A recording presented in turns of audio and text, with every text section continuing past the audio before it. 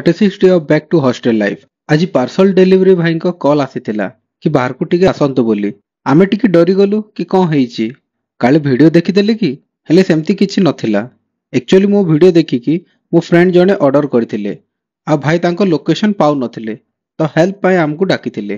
तांको बते सारला परे से खुशी रे गले आ आमे भी फटाफट रूम को आसिकी टिके फ्रेश हेकरी खाइबारे लाग गलु। हां मु टिके टाइम निए काहेकि ना मते वीडियो भी बनेबार थाए। आजिर लंच बेस्ट माने भल लागिला।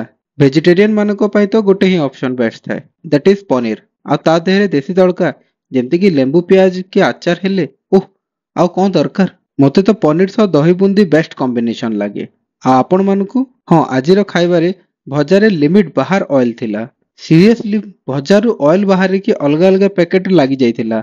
मते लिटराली टिश्यू रे पोछिबा को पड़िला। बाकी खाइबा टेस्टी हितिला जे जहां फ्रेम रे देखुचंती सेटा ओनली 33 रुपीस रो मिल थिला। बहुत लेट हेलानी मु चलली सोई। ओ ग्वालू लाइट ऑफ करो।